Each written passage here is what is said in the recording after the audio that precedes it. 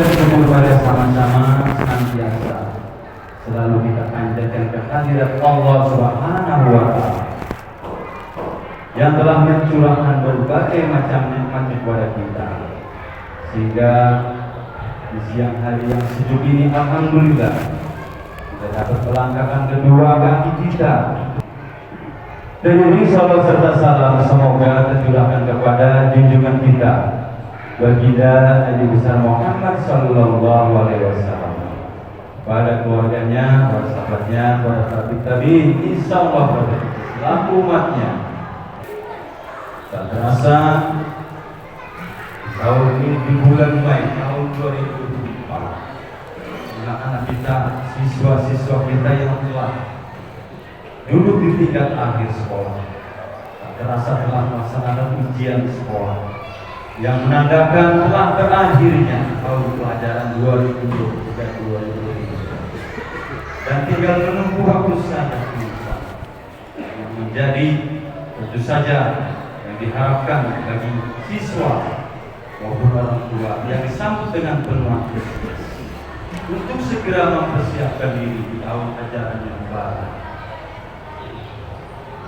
Terkait dengan hal tersebut, para tua sudah mulai disibukkan lagi untuk mendaftarkan putra putrinya ke sekolah yang diinginkan.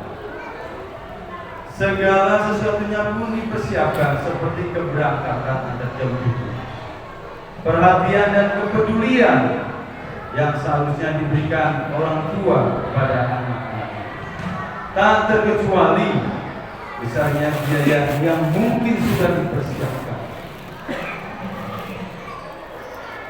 Ini pertanda bahwa setiap kita memang telah menyadari betapa pentingnya arti pendidikan bagi putra putri kita, sebab ini merupakan salah satu faktor yang menentukan bagaimana masa depan mereka, bagaimana bahkan sebuah masyarakat, sebuah bangsa baik buruknya, maju mundurnya, salah satunya ditentukan dan ditetapkan oleh sejauh mana dunia pendidikan yang berkembang di negeri tersebut. Dalam Islam, pendidikan adalah perkara yang sangat diutamakan. Begitu banyak hadis Rasulullah yang memotivasi kita untuk menuntut ilmu. Ayat-ayat pertama yang Allah turunkan kepada Rasulullah adalah perintah membaca, Iqra, yang merupakan jendela ilmu yang harus dilalui oleh setiap orang yang ingin menuntut ilmu. Di lain tempat, Allah Subhanahu wa Ta'ala mengatakan, "Qul hal yastawil ladzina la ya'lamuna wal ladzina la ya'lamun." Katakan, apakah sama orang yang mengetahui dengan orang-orang yang tidak mengetahui? Masyiral muslimin sekalian rahimakumullah.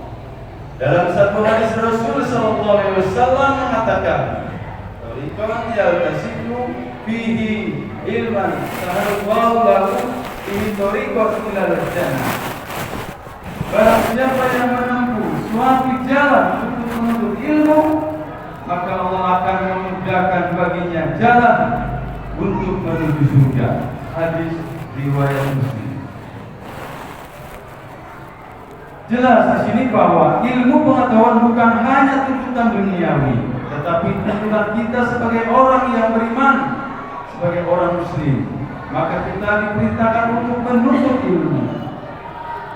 Ini artinya juga tanggung jawab orang tua pada anak-anaknya agar putra putrinya mendapatkan pendidikan yang layak. Maka berbagai upaya dan usaha pun dilakukan, walau kondisi ekonomi yang sulit, walaupun dalam kondisi yang serba terbatas. Insya Allah berbagai macam jerih payah kita, usaha kita demi pendidikan anak-anak kita tidak akan sia-sia di hadapan Allah Subhanahu wa Ta'ala. Berbagai kesulitan yang dihadapi, insya Allah akan Allah berikan jalan keluarnya, sebab ini adalah jalan yang diridhoi Allah Subhanahu wa Ta'ala. Masyiral muslimin sedang rahimahullah. Namun demikian juga Setiap orang tua hendaknya jangan berorientasi pada capaian-capaian dan nilai-nilai yang diraihnya saja, tetapi pendidikan pun harusnya mencakup berbagai macam aspek, bukan hanya bagaimana dia mendapatkan prestasi terbaik secara akademis, tetapi bagaimana dia mendapatkan pendidikan keimanan, mendapatkan pendidikan moral, mendapat pendidikan yang menanamkan nilai-nilai kebaikan dalam kehidupannya. Dan ini sesungguhnya merupakan kewajiban langsung setiap orang tua. Jangan sampai orang tua merasa telah menunaikan kewajibannya memberikan pendidikan kepada anak-anaknya ketika dia sedang menitipkan anaknya pada sekolah ataupun pesantren, mengeluarkan biaya untuk mereka, lalu sebagai orang tua berlepas tangan bagi pendidikan anak-anaknya. Ini sesungguhnya perkara yang tidak dibenarkan, karena sesungguhnya pendidikan anak-anak itu langsung kewajiban orang tuanya. Kalaupun dititipkan kepada lembaga pendidikan, hendaknya dia tetap ikut serta berpartisipasi untuk pendidikan anak-anaknya, khususnya di rumah-rumahnya.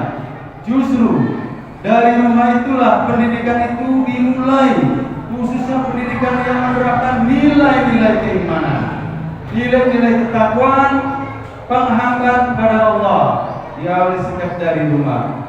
Allah katakan, "Qu anfusakum wa ahlikum nar." Jagalah diri kalian dan keluarga kalian dari api neraka. Ma'asyiral muslimin sidang jemaah rahimakumullah.